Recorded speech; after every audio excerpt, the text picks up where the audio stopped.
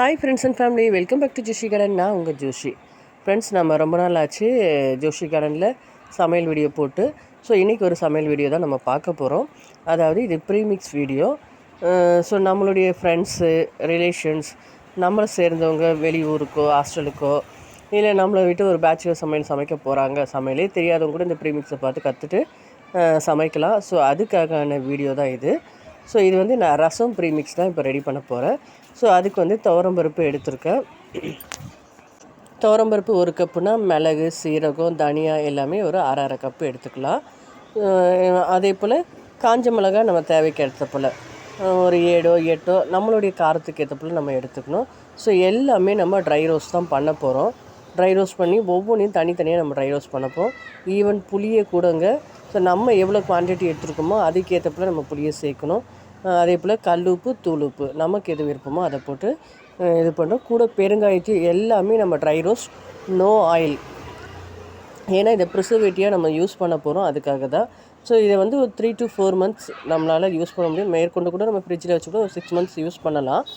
அதே போல் இதை அரைக்கிறதுக்காக இதை நம்ம நல்லா காய வச்சிடணும். ஃபுல்லாக ஆற வைக்கிறதுக்காக ரெடி பண்ணி வைக்கிற நேரத்தில் பேனில் வந்து வெறும் கடுகும் கருவேப்பிலையும் வந்து நம்ம வறுத்து தனியாக எடுத்து வச்சுக்கணும். ஸோ இது எல்லாத்தையுமே நல்லா ஆறின பிறகு மிக்சியில் 1 by 1 போட்டு நல்லா வந்து ஃபைன் பவுடர் ஆக்கணும். ஸோ இதில் நம்ம வந்து புளி போட்டதுனால சீக்கிரம் ஃபைன் பவுடர் ஆகாது.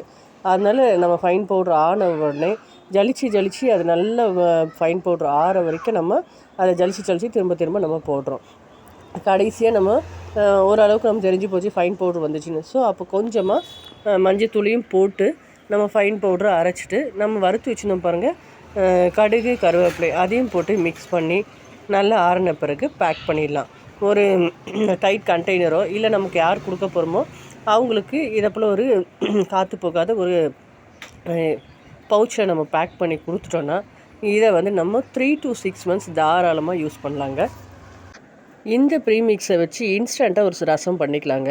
ஒன்றுமே இல்லைங்க, ஒரு கடாயில் எண்ணெயும் கடுகு, பச்சை மிளகாய், பூண்டு, ஒரு தக்காளி இதை மட்டும் நம்ம தட்டி போட்டுட்டு புளி தேவையில்லை, மசாலா தேவையில்லை, எதுவுமே தேவையில்லை. ரசத்துக்கு நமக்கு எவ்வளோ தண்ணி வேணுமோ அந்தளவுக்கு தண்ணியோடு நம்மளுடைய ப்ரீமிக்ஸை கலந்து நம்ம எப்படி ரசம் தாளிக்கும் போது அந்த பபுள்ஸ் ரொம்ப இறக்கும்ல, இறக்கும்போது கொஞ்சம் கொத்தமல்லியும் கருவேப்பிலையும் போட்டு நம்ம இறக்கணும்னா மணக்க சூப்பரான ரசம் ரெடிங்க. ஃப்ரெண்ட்ஸ், இந்த ப்ரீமிக்ஸ் வீடியோ உங்களுக்கு பிடிச்சிருந்தா லைக் பண்ணி, ஷேர் பண்ணி, கமெண்ட் பண்ணி, மறக்காமல் ஜோஷி கார்டனை சப்ஸ்கிரைப் பண்ணி பாருங்கள். பபாய்.